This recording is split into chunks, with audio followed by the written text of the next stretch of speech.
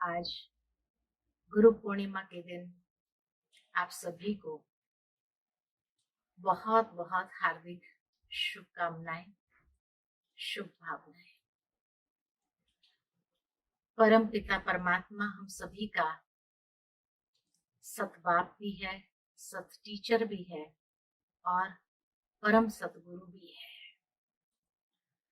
जिस परमात्मा सतगुरु के इस संसार में अवतरित होने से ही हम सभी को श्रेष्ठ गति की श्रेष्ठ मत प्राप्त होती है।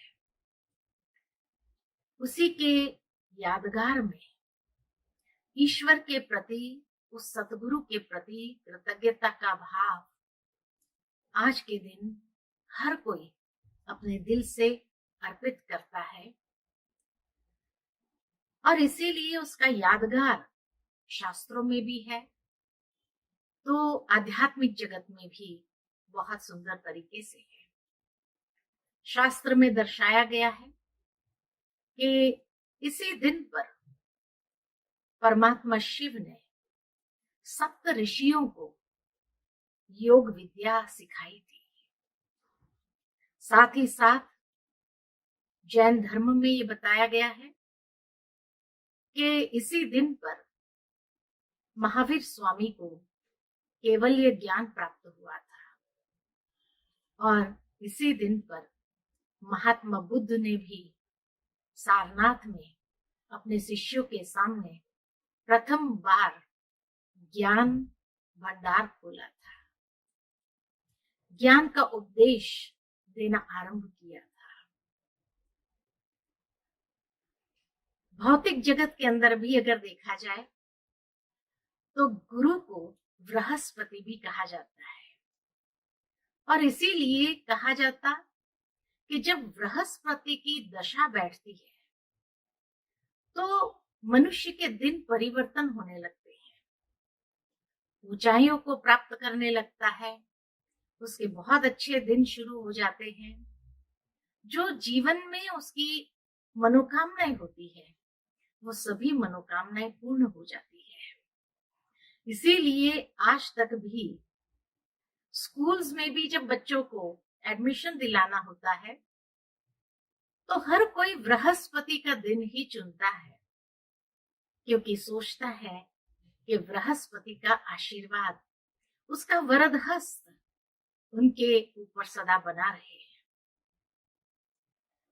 आध्यात्मिक जगत में अगर देखा जाए तो आध्यात्मिक जगत में भी परमात्मा शिव जब इस संसार में अवतरित होते हैं तब कहा जाता है कि परमात्मा की गत मत वही जाने। तो वो जब इस संसार में आते हैं तो श्रेष्ठ गति की श्रेष्ठ मत देते हैं, श्रीमत जिसको कहा जाता है, और उस श्रीमत के आज्ञाकारी बनने से स्वतः श्रेष्ठ गति को प्राप्त कर लेते हैं। श्रेष्ठ मत ईश्वर की क्या है? दुनिया में इसीलिए यह मान्यता है कि गुरु की श्रीमत सिर माथे, या कहते हैं गुरु की मत हमेशा सिर माथे माने माथे, अर्थात कि जब परमात्मा की श्रेष्ठ मत को हम सिर माथे करते हैं, भावार्थ के आज्ञाकारी बन करके उसकी हर बात को बहुत सुंदर तरीके से हम पालन करते हुए आगे बढ़ते हैं, तभी श्रेष्ठ गति को प्राप्त कर सकते हैं। इस समय में परमात्मा की श्रेष्ठ मत क्या है? परमात्मा की श्रेष्ठ मत हर आत्मा के कल्याण के लिए यही है कि परमात्मा जब इस संसार में अवतरित होते हैं तो जैसे श्रीमद् भगवद गीता में कहा गया है कि मैं अधर्म का नाश और श्रेष्ठ धर्म की स्थापना करता हूं, सत धर्म की स्थापना करता हूं। तो परमात्मा सतगुरु इस संसार में आकर के एक धर्म, एक राज्य, एक भाषा ऐसी स्वर्णिम दुनिया की रचना करते हैं। लेकिन उसके लिए परमात्मा हम सभी को इसी वक्त श्रेष्ठ मत यही देते हैं और कहते हैं कि बच्चे, एक धर्म अर्थात धारणा, जीवन के अंदर श्रेष्ठ धारणा करने की आवश्यकता है। और वो श्रेष्ठ धारणा कौन सी है? वो श्रेष्ठ धारणा है पवित्रता की धारणा। कि जब हम बच्चे इस समय में अपने जीवन के अंदर पवित्रता की धारणा करते हैं, तब एक धर्म की स्थापना सारे संसार में होने लगती है। दूसरा, एक राज्य, और वो एक राज्य की स्थापना का आधार वर्तमान जीवन है। कि जब हम अपने जीवन के अंदर अपनी ही कर्मेंद्रिय के ऊपर अधिकार प्राप्त कर लेते, जिसको कहा जाता है स्वराज्य अधिकार, कि जहां हम अपनी हर कर्मेंद्रिय के ऊपर इस तरह से राज्य अधिकार प्राप्त करें कि हमारी कर्मेंद्रियां कभी भी हमें धोखा न दे। मन मंत्री हमारी हर बात को बहुत अच्छे से सुने, समझे, और जीवन के अंदर ये कर्मेंद्रियां भी हमें विचलित न करे, इतना अधिकार हमारा उसके ऊपर हो। और एक भाषा, आज की दुनिया में तो बहुत सारी भाषाएं हैं, परंतु परमात्मा एक भाषा वाली दुनिया अर्थात एक रूहानी भाषा, ईश्वरीय भाषा, कि जिस भाषा के अंदर नम्रता हो, अहंकार न हो, मधुरता हो, और साथ में कहीं पर भी ये फीलिंग न आए किसी को, हमारे शब्द किसी को दुख दर्द न पहुंचाए, ऐसी हमारी भाषा हो।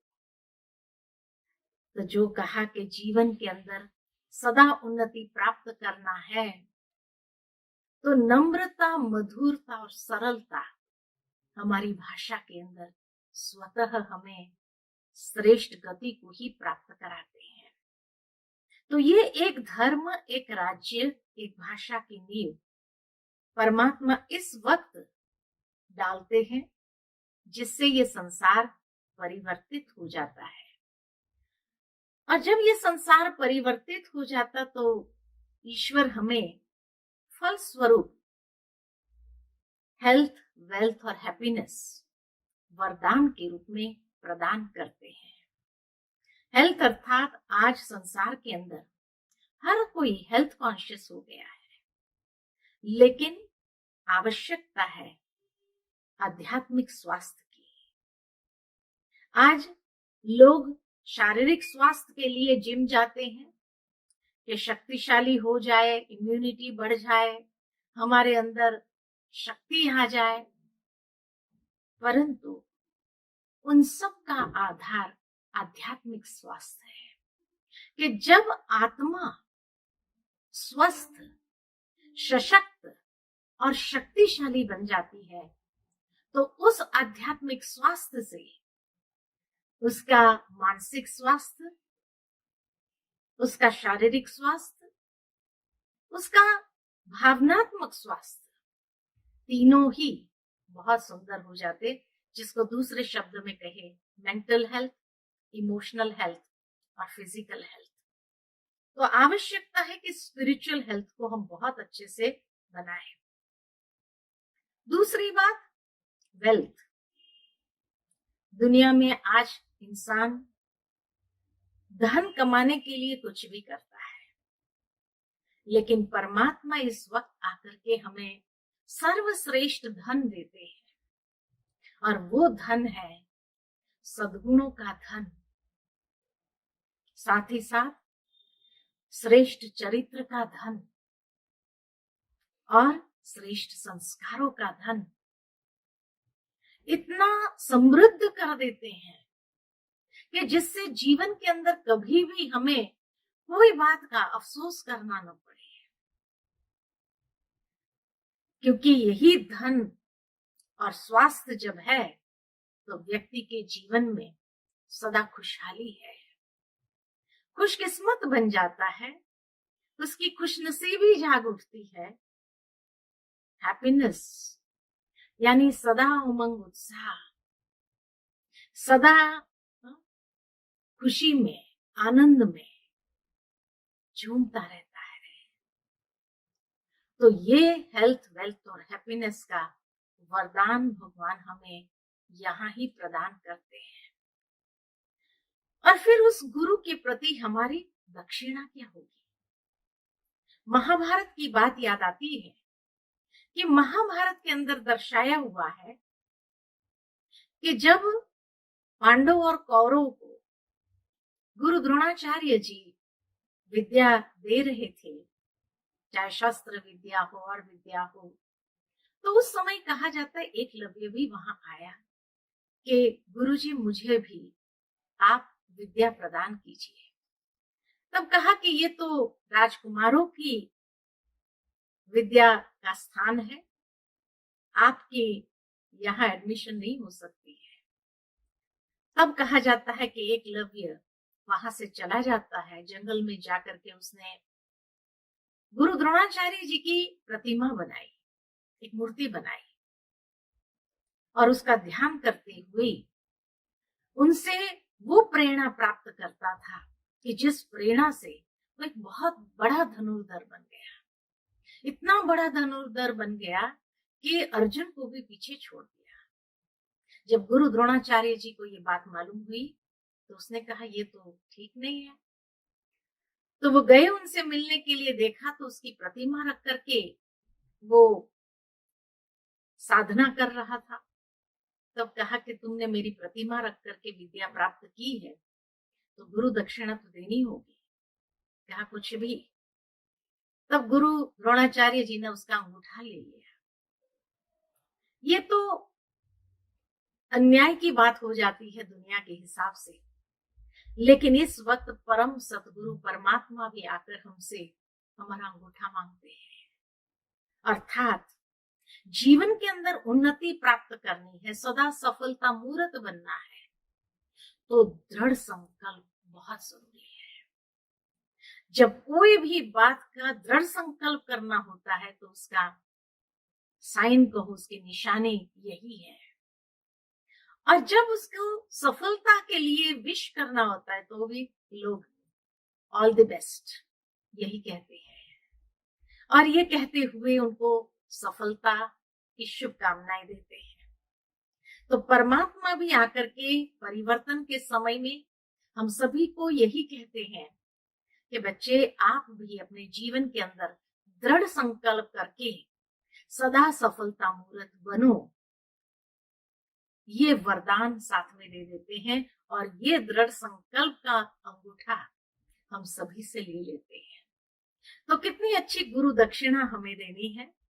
तो आइए आज गुरु पूर्णिमा के दिन हम परमात्मा सतगुरु के श्रेष्ठ मत को जीवन के अंदर धारण करते हुए ये दृढ़ संकल्प परिवर्तन का अपने अंदर लेते हुए जीवन में आगे बढ़ते हैं और सदा सफलता का वरदान स्वतः हम उस परमात्मा सतगुरु से अवश्य प्राप्त कर लेते हैं। ऐसा हमारे सतगुरु परमात्मा का ये दरबार है जहां कोई भी आत्मा खाली हाथ नहीं जाती है।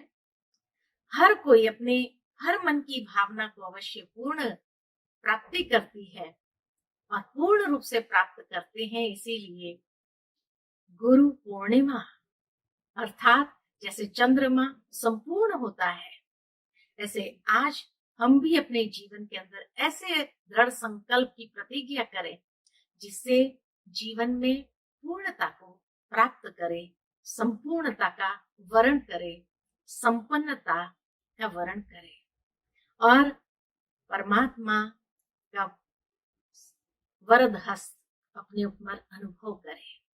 तभी तो दुनिया में कहा जाता है गुरु ब्रह्मा गुरु विष्णु गुरुर्देवो महेश्वरा गुरु साक्षात परब्रह्म तस्मै श्री गुरुवे नमः।